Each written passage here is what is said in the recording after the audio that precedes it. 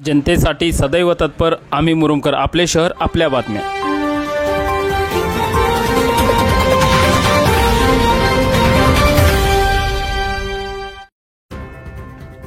बुडता हे जन न देखावे डोळा, येतो कळवळा म्हणून नको त्या मार्गाने हे जग लोक वाटचाल करीत आहेत। त्यामुळे मला हे पाहवत नाही, माझ्या डोळ्याला बघवत नाही, म्हणून मला या लोकांचा जगाचा खूप कळवळा येत आहे, असे राष्ट्रसंत तुकाराम महाराजांनी आपल्या अभंगांच्या माध्यमातून विचार मांडले आहेत। अगदी त्याच विचारानुसार आजही समाज जीवनात अवस्था आहे। याच पार्श्वभूमीवर मुरुम शहरातील महादेवनगर येथे स्थायिक असलेले दिलीप पांचाळ यांच्या कन्या शिल्पा यांनी एक दोन नव्हे तर विविध देखाव्यांच्या माध्यमातून समाज प्रबोधनपर संदेश देण्याचा उत्कृष्ट प्रयत्न केला आहे। देशभरात गौरी गणपतीचा उत्सव जल्लोषात सुरू आहे। त्याच अनुषंगाने अनेक मुद्द्यांना हात घालत विविध विषयांचे सामाजिक संदेश देणारे प्रबोधनात्मक देखाव्यांचं प्रदर्शन करण्यात येत आहे। अगदी तसेच शिल्पा पांचाळ या युवतीने कुटुंबियाच्या सहकार्याने गौरी गणपती समोर देखाव्यांचं प्रदर्शन केले आहे। महाराष्ट्र राज्यातील कर्नाटक बॉर्डरवर असणाऱ्या विविध जिल्ह्यांमध्ये शेतकऱ्यांचा एक दिवसीय सण असणारा वेळ अमावस्या हा कुटुंबासह शेतात जाऊन शेतीबाबत कृतज्ञता बाळगण्याचा उत्सव दाखवला आहे। तसेच कृषी प्रधान भारतात शेतकरी आजही अनेक बाबतीत उपेक्षित आहे।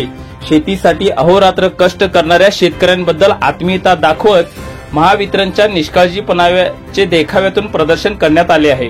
त्यात शेतीतून पिकांवर लोंबकळत असणाऱ्या तारा आणि त्या तारांमुळे जळालेला ऊस व त्याचे नुकसान, तसेच हिवाळा, पावसाळा, उन्हाळा अशा सर्व ऋतूत कोणत्याही परिस्थितीत रात्री बेरात्री शेतीला पाणी देण्यासाठी शेतकऱ्याला जावेच लागते। यावेळी साप, विंचू अशा प्राण्यांपासून सावधानता बाळगत तारेवरची कसरत करत शेतकऱ्यांना करावी लागते। इतकेच नव्हे तर शेताकडे वाकडे असलेल्या खांबांमुळे जोराचा वारा, वीज पडल्याने त्यामुळे विजेचे खांब पडून कोणत्याही प्रकारची जीवितहानी कधीही होऊ शकते। त्यात शेतकऱ्यांना शेती कामात मदत करणारे त्यांचे जनावरे जसे काही गायी, बैल हे देखील मृत होऊ शकतात। तर शेतकरी कुटुंबातील त्यांचे मुले बाळे विजेच्या सतत येण्या जाण्यामुळे शाळेचा अभ्यास करताना येणाऱ्या अडचणी, ज्यामुळे लाईट नसली तर त्याला पर्याय म्हणून रॉकेल शासनाने द्यावे, जेणेकरून दिवाबत्तीच्या उजेडात तरी शेतकऱ्यांच्या मुलांना अभ्यास करता येईल व आपल्या आई वडिलांची परिस्थिती आपल्यावर न येता स्वतःची व कुटुंबाची भविष्यात प्रगती करता यावी, अशा आशयाचा सामाजिक प्रबोधनाचा देखावा दाखवून शेतकऱ्यांची ही परिस्थिती सुधारावी हा संदेश देण्यात आला आहे। तर त्याच्यासोबत पुढील देखाव्यातून पर्यावरणपूरक संदेश देत झाडांची कत्तली करून घरे, इमारती, मोठमोठ्या सोसायट्या बांधण्याऐवजी त्यात झाडांचे व्यवस्थित नियोजन करून झाडे टिकवत पर्यावरणाचा समतोल राखून घरे बांधता यावीत व ते आपण कशा पद्धतीने बांधू शकते याचा उत्कृष्ट नमुना याबाबत संदेश देण्यात आला आहे। पर्यावरणाशी समतोल न राखल्यामुळे झाडांची सतत होत असलेल्या कत्तलीमुळे आज पर्यावरणाचा ऱ्हास झाला असून अनेक शेतकरी बांधव पाऊस पडत नसल्याने हतबल झाले आहेत। तर शेत जमिनीत मोठमोठ्या भेगा पडल्या असून हताश व हतबल झालेला शेतकरी आकाशाकडे पाहून ढगाला दोरीने बांधून विनंती करीत आहे की अरे आकाशा, तू माझ्यावर दया दाखवत माझ्या शेतात पावसाच्या रूपात बरस, ज्यामुळे शेती नापुकीमुळे मी कर्जबाजारी होत आहे, तर जमिनीचीही धूप होत आहे, हे सर्व आता तू सांभाळ, असे सांगत जमीन जल चुकी है, आसमान बाकी है, सूखे कोए तुम्हारा इम्तिहान बाकी है, बरस जाना वक्त पर है मेघा, किसी का मकान गिरवे है तो किसी का लगान बाकी है, असे म्हणत जणू काही हा संदेश शेतकरी, त्याची शेती व आकाशातील निर्माण झालेले ढग या देखाव्यातून शिल्पा पांचाळ यांनी दाखवले आहे। तर पुढील देखाव्यातून शिक्षणाचे झालेले बाजारीकरण व या बाजारीकरणामुळे आज पालकांमध्ये मोठ्या प्रमाणात निर्माण झालेला संभ्रम, हे पाश्चिमात्य संस्कृतीने आपल्या संस्कृतीवर केलेले शैक्षणिक आघात हे पुढील पिढीला कुठल्या दिशेला घेऊन जात आहे।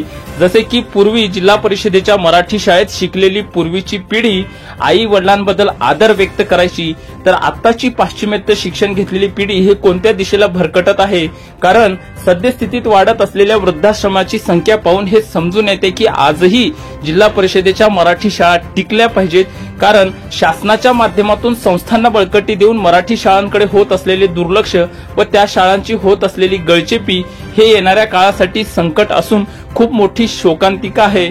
तर यावर शासनाने वेळीच दखल घेऊन योग्य ती उपाययोजना करावी हा संदेश देण्याचा प्रयत्न केला आहे। याशिवाय पुढील देखाव्यातून सद्यस्थितीत विविध ठिकाणी अनेक कंत्राटदार गुत्तेदार हे जमिनी विकत घेऊन प्लॉटिंगचा व्यवसाय करत आहेत, तर शासनाच्या नियमानुसार ते प्लॉटिंग व्यावसायिक त्यामध्ये ओपन स्पेस म्हणजेच रिकामी जागा देतात। त्यातून चांगल्या दर्जाच्या लहान मुलांसाठी फिरण्यासाठी, खेळण्यासाठी, वयोवृद्धांसाठी मोकळा श्वास घेण्यासाठी चांगला परिसर, तर सकाळी मॉर्निंग वॉकचा व्यायाम करण्यासाठी नाना नानी पार्क, एखाद्या चांगल्या दर्जाच्या मोकळ्या जागेत विविध प्रकारच्या झाडांचं वृक्षारोपण करून गार्डन बगीचा व्हावे, ज्यामुळे मानव समूहाची शरीरयष्टी मजबूत राहील असा संदेश देण्याचा उत्कृष्ट प्रयत्न करण्यात आला आहे।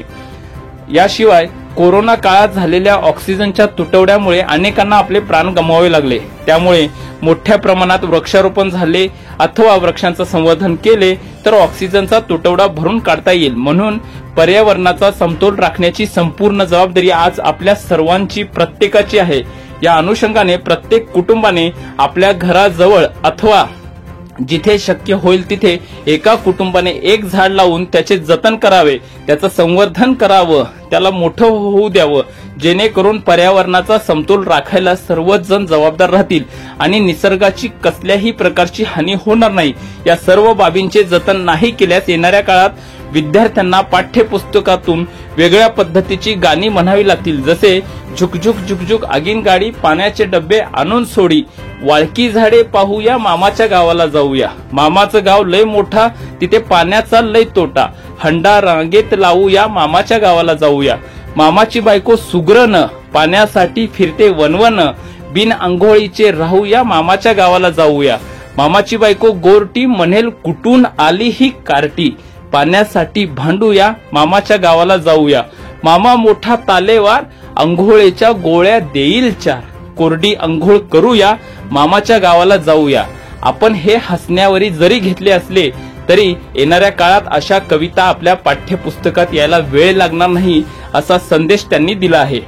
अशा विविध देखाव्यातून शिल्पा दिलीप पांचाळ यांनी आपल्या कल्पक बुद्धीने व दूरदृष्टीच्या विचाराने त्यांनी देखाव्यातून दाखवून समाज मनाचे भान सुधारावे, प्रस्थापित व्यवस्था आपल्या सोयी सुविधांमध्ये चांगल्या दर्जाचे बदल करून परिस्थिती सुरळीत करावी यासाठी केलेला हा प्रयत्न कौतुकास्पद असल्याचे शहर व परिसरात मोठ्या प्रमाणात चर्चा होत असून शिल्पा यांचे कौतुक आहे।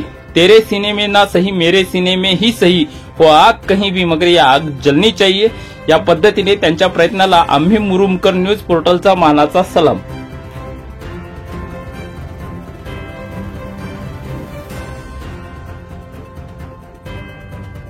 इतर बातम्यांसाठी पाहत राहा आम्ही मुरुमकर, आपले शहर आपल्या बातम्या।